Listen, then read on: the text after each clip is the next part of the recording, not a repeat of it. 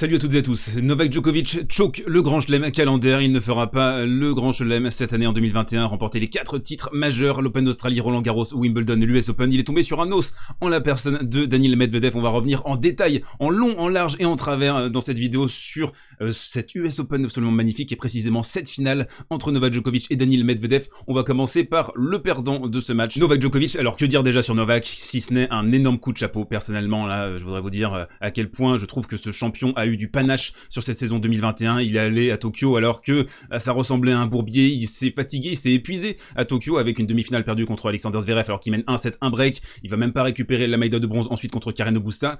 Il déclare forfait sur son double mix et quelque part le fait de vouloir représenter la Serbie, cet ego, cette fierté de la part de Novak, ça l'a poussé peut-être à un état physique, un état aussi mental, nerveux, très extrême sur cette US Open. On l'a senti en finale. Alors il a pas réussi à déterminer en conférence de presse si c'était de la fatigue physique ou nerveuse, c'est certainement un mélange des deux, mais toujours est-il que c'était pas un Novak à 100% sur cette finale. Il a concédé en conférence de presse, mais voilà, je voudrais commencer par ça, un énorme coup de chapeau à Novak Djokovic, une saison monstrueuse à 34 ans, 3 grands chelems quand même sur l'ensemble de cette saison 2021. Alors certes, on va voir peut-être qu'il va finir en roue libre cette saison, mais toujours est-il que, on doit le souligner, c'est un champion qui mérite tout le respect, et il l'a obtenu d'ailleurs, le respect du public américain. On peut s'arrêter quelques instants là-dessus. Il a pleuré à 5-4 au changement de côté, il a pas réussi à contenir son émotion avec un public qui était entièrement acquis à sa cause, et c'est peut-être la première fois d'ailleurs à l'US Open. On se souvient son histoire très cabossée sur ce tournoi où il avait joué Roger Federer notamment, rappelez-vous en demi-finale où il sauve 2 balles de match avant de remporter le titre finalement, de battre Roger Federer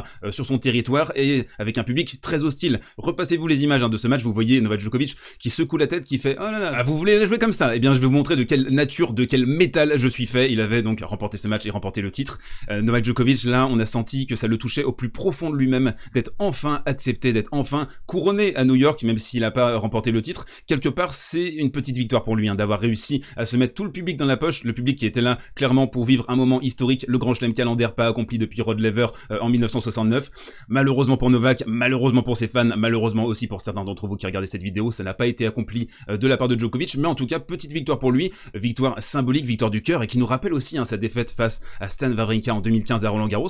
Et j'ai l'impression que cette défaite, ça va paradoxalement à la fois renforcer sa cote de popularité, mais aussi ça remet en perspective les exploits qu'il a réussi à accomplir cette saison. La victoire à l'Open Australie où il met 3-7 secs à Daniil en finale, à Roland Garros le match épique, étourdissant contre Rafael Nadal avec un 3e set absolument légendaire. Il arrive à remporter ensuite la finale en remontant de 2-7-0, la petite pause de quelques minutes, ensuite il revient avec des intentions beaucoup plus offensives, conquérantes. À Wimbledon, ça passe avec un niveau de jeu moyen, il finit par l'emporter contre Berrettini avec une masterclass tactique, et on était peut-être parti du principe que ce mec était totalement imbattable, que personne n'était capable de le battre sur ce format, moi y compris. Il a, je pense, établi une espèce d'aura, une espèce de domination, une espèce d'emprise mentale écrasante sur ses adversaires, et notamment la jeune génération. Et c'est bien sûr tout à mettre au crédit de Daniil Medvedev d'avoir réussi à combattre le joueur et son aura, et notamment au début du 2e set. On va revenir en détail dans le coin tactique sur ce qui s'est passé. Ça a été le tournant de la rencontre dans ce début de 2e set, avec le fracassage de raquettes de Novak Djokovic dans ce début de 2e manche. Donc on a ça de la part de Novak, un tournoi doux amer un petit peu, mais paradoxalement il y a une petite victoire quand même à célébrer, la victoire de la reconnaissance du public. Il repart sans le trophée, mais il l'a dit au micro ensuite après le match que il se sentait comme le plus heureux des hommes avec cette attitude du public envers sa personne. Maintenant on va parler de Daniil Medvedev. Impressionnant Daniil, un plan de jeu clair, précis. Alors ça encore une fois on va le détailler dans le coin tactique, avec cette fixation en revers, notamment en revers en diagonale, pour essayer de proposer des balles un peu molles, un peu neutres à Novak Djokovic, et le forcer lui à changer de côté, à essayer de modifier certaines choses et après à le contrer avec son coup droit. Donc Daniil qui était extrêmement bien préparé, c'est d'ailleurs ce qu'a concédé Novak Djokovic en conférence de presse. Il a compris très vite que Daniil était dans d'excellentes dispositions, et Daniil d'ailleurs nous a ressorti de son chapeau cette tactique qu'il avait accomplie à Cincinnati en 2019 face à Novak Djokovic, avec des deuxièmes balles complètement loufoques, lunaires, servies à 190-195. Il y avait aucune deuxième balle en fait, c'était Pete Sampras. La première, la deuxième, c'est le même service, j'envoie des boulets de canon. Donc ça a été une tactique qui a complètement payé. C'est comme ça qu'il avait réussi à retourner la situation d'ailleurs à Cincinnati. Il avait perdu la première manche et ensuite il s'était dit vas-y, je vais envoyer des scuds en deuxième balle. Donc une stratégie gutsy qui a fonctionné, très courageux Daniil, que ce soit sur des accélérations en coup droit, en longue ligne avec le câble qui est très haut, le public qui était clairement à l'avantage de Novak Djokovic. Il a fait abstraction de ça, sauf dans la dernière partie du match évidemment, pour servir pour le gain de la rencontre, pour son premier grand chelem. Là ça a choqué un petit peu, on a ressorti la boîte à double faute, mais en tout cas un Daniil qui a été impressionnant et qui en plus a réussi à cacher ses crampes. Et oui, parce qu'il a connu des crampes à la fin du match, il l'a dit en conférence de presse, j'ai essayé de le cacher à Novak Djokovic, et ça, c'est l'odeur du sang, hein, le requin, le loup. Novak Djokovic, s'il avait senti une petite faiblesse, il se serait engouffré là-dedans, donc il y a tout ce mind game, cacher aussi son état physique, ne pas montrer qu'on est complètement bouilli, et ça, Daniil Medvedev l'a remarquablement bien fait. Donc ça a été une masterclass absolue de Daniil, et en parlant de masterclass, sa célébration à la fin du match, le saumon échoué à la FIFA, c'est un gros joueur de FIFA, c'est un gros gamer, Daniil, il aime bien marquer les esprits avec des célébrations, parfois aucune célébration justement, pour essayer de faire un peu le mec cool. Il a d'ailleurs fait à Gilles Servara et à sa femme, calmez-vous, il n'y a pas besoin de célébrer, c'est juste un tournoi comme un autre à l'US Open, donc toujours cool as a cucumber pour Daniil Medvedev et cette célébration. Alors ça m'a fait rire, hein, parce qu'il y a beaucoup de personnes qui sont passées à côté, et là on a vu clairement les boomers d'un côté, et les personnes qui sont pleinement intégrées dans le 21e siècle, et c'est ce que j'essaye de faire avec la chaîne, avec Service Volé, c'est de vous proposer des angles, des points de vue, de dynamiser un peu tout ça, de mettre un coup de pied dans la fourmilière tennistique qui ronronne, qui rompichame un petit peu trop souvent je trouve, et donc cet exemple me paraît assez pertinent sur ce sujet. Dernier point pour Daniil avant de passer sur le coin tactique, c'est, je pense, avec ce match, avec ce qu'il a montré également ces dernières années, ces 2 dernières années, sa progression, sa manière tactique, mentale de rester dans le combat, de faire plier un mec comme Novak Djokovic de cette façon, de lui claquer la porte au nez au début du 2e set, de maintenir le momentum en sa faveur et de ne pas laisser le moindre espoir à Novak Djokovic, ça me fait dire que Daniil Medvedev, c'est certainement le meilleur joueur actuellement de la nouvelle génération. Sa 2e place mondiale, elle est totalement méritée, son titre est totalement mérité, c'est le joueur qui était juste derrière Novak Djokovic et qui était là, présent, au moment où Novak n'a pas fait un grand match. Lui, à contrario, il a été exceptionnel sur toute la partie, sauf sur la fin pour conclure bien sûr. Mais les 2 premiers sets, disons-le clairement, ça a été une masterclass de la part de Daniil, donc chapeau Valov à Daniil Medvedev. Un grand chelem obtenu là sur cette US Open 2021, ce sera certainement pas le dernier, je pense qu'il sera capable d'en gratter, allez, peut-être 4-5, je vous laisse en débattre dans les commentaires, quel est le plafond en termes de potentiel de trophée en grand chelem de la part de Daniil. En tout cas, une très belle victoire de sa part, et un match, un tournoi excessivement engageant, enthousiasmant, que ce soit chez les hommes ou chez les filles. Et assez blablaté, on enchaîne maintenant avec le coin tactique. Et on enchaîne avec le coin tactique, 4 palettes essentielles pour bien comprendre ce qui s'est passé dans cette rencontre, et on va commencer par le thème principal de cette partie, ça a été le verrouillage en revers de la part de Daniil Medvedev dans la diagonale, c'est-à-dire qu'il a poussé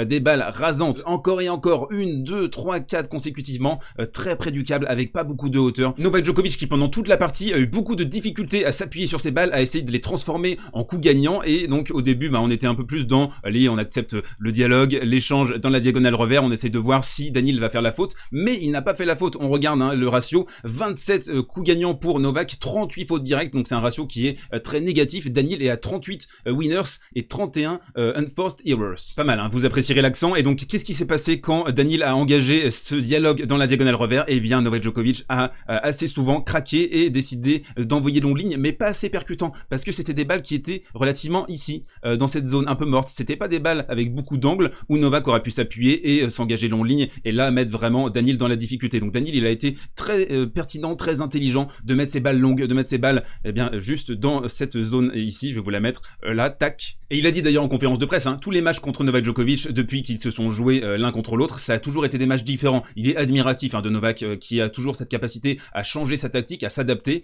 Et bien là, c'est Daniil qui lui a imposé ce système de jeu et on a vu donc Novak refuser cette diagonale, aller là, mais le problème à ce moment-là, c'est que la couverture de terrain de Daniil Medvedev pouvait s'exercer et c'était la 2e partie du plan, c'est-à-dire une course vers là et ensuite on envoie une dynamite, que ce soit dans la diagonale en coup droit, donc on s'appuie sur la balle de Novak et on va envoyer une soucoupe volante dans la lucarne à gauche, ou alors on essaye d'aller sur le contre-pied, mais ce coup défensif, ça devait être impérativement un coup avec une velléité de contre-attaque quasiment offensive, en fait, ne pas se laisser déborder par Novak Djokovic, et ce coup c'était une manière aussi pour Daniil de surprendre Novak, parce qu'on était pendant 3-4 échanges avec un truc un peu piano, pas beaucoup de volume, pas beaucoup de rythme sur ses revers, et puis là, paf, la contre-attaque côté coup droit, et ça a complètement désarçonné Novak Djokovic qui a accumulé les fautes directes quand il s'est fait contrer dans cette fameuse diagonale coup droit. On enchaîne avec la 2e palette et le moment fondamental de la partie, Novak Djokovic qui a 5 balles de break sur les 2 premiers jeux de service de Daniil Medvedev qui avait été à son aise jusqu'alors, et là on voit un Daniil Medvedev qui va donc encore une fois montrer à quel point il est gutsy au niveau tactique et au niveau de son exécution. C'est ça qui est important aussi, parce qu'en tennis, vous avez beau avoir la tactique, il faut être capable d'exécuter, et c'est ce que Emma Raducanu expliquait également dans une interview. Et là on voit un Daniil Medvedev qui va envoyer une soucoupe volante, une merguez, un chorizo extra fort, longue ligne, qui va complètement déboussoler Novak Djokovic qui n'y pourra rien. On a vu un Novak au niveau des déplacements, au niveau de la contre-attaque, au niveau des extensions, on n'était pas sur les standards habituels, très clairement. Alors est-ce qu'il était un peu fatigué, est-ce qu'il était nerveux, est-ce que c'était un mélange des deux? C'est très difficile de le déterminer. En tout cas, ça a été un moment clé de la partie à ce moment-là. Ensuite on a vu un Novak Djokovic très frustré de de ne pas réussir à breaker. Il a fracassé sa raquette 3 fois dans cette zone ici. Il a pris un avertissement, il allait changer sa raquette. Et ça, c'est super important. Retenez-le bien, c'est le point clé de la partie parce que tous les adversaires de Novak Djokovic jusqu'alors ont craqué à ce moment-là, ont craqué dans le début du deuxième set quand Novak Djokovic a mis une pression supplémentaire à essayer donc d'exercer ce truc et de breaker et de pouvoir retourner la situation. On lui a demandé, un journaliste lui a demandé en conférence de presse si il pensait que s'il avait réussi à breaker, ça aurait changé certaines choses et il en est pas sûr parce qu'il a bien compris que Daniil était dans d'excellentes dispositions et on le voit, la gestion de la colère, la gestion de la nervosité, ça a été quelque peu défaillant côté Novak Djokovic, mais c'est à mettre au crédit bien sûr de Daniil Medvedev qui a été capable de fermer la porte, qui a été capable d'empêcher la cocotte d'exploser côté Novak Djokovic et là le feu aurait pu brûler, aurait pu irradier le court Arthur Ashe et c'est donc Daniil Medvedev qui a été exceptionnel à ce niveau-là pour garder le contrôle sur la partie quasiment de A à Z. Troisième point, troisième palette, les montées de Novak Djokovic. Alors dans le premier set, 9 montées, dans le deuxième set, 16 montées, dans le troisième, 22 montées. Et vous le voyez au fur et à mesure de la partie, donc 6-4, 6-4, ensuite il y a eu 5-1. C'est pas une tactique qui a fonctionné pour Novak et on le voit, 9, 16, 22, donc il est monté de plus en plus au fur et à mesure de la partie et ça montre qu'il n'était pas là pour accepter le combat, il a quelque peu refusé de temps en temps. Ici on le voit, il va faire une accélération longue ligne, il va monter un peu en chaussette, il va se faire complètement clouer sur cette volée, vous voyez la position qui est complètement délicate, il va mettre la volée dans le filet et je trouve que cette palette est symptomatique de ses prises de décision médiocres, de sa shot selection qui était pas optimale sur cette partie. On a vu que c'est plutôt lui qui s'est fait mener par le petit bout du nez avec Daniil Medvedev qui a commencé à spammer les amortis dans le troisième set, à le faire courir et là on le sait, Novak Djokovic il déteste perdre ce genre de points parce que c'est le maître absolu sur le petit jeu habituellement et donc ce thème des volées multipliées au cours de la rencontre, ça dit à quel point Novak Djokovic était un peu à côté de ses pompes sur cette finale au niveau de la shot selection, au niveau des décisions et je vous l'avais dit pourtant dans une palette précédente dans ce digest de l'US Open que Djokovic c'était le maître sur les décisions avec toujours le coup juste, le coup qui a la bonne intention, le coup qui va réussir à gêner son adversaire et là il est tombé sur un os en la personne de Daniil qui lui a empêché de faire ça par son côté asphyxiant et par l'énorme qualité de son service. C'est la dernière palette. Dernière palette, si de son côté Novak Djokovic a été déficient notamment derrière sa deuxième balle, Daniil Medvedev le plan était très clair et on l'a vu d'entrée de jeu, vous le voyez 1-0, 15-0 pour Daniil Medvedev, premier jeu de service de son côté, deuxième balle ici, il va envoyer une saucisse sur le T, ça va faire un ace de Novak Djokovic qui va être là, mais qu'est-ce qui se passe?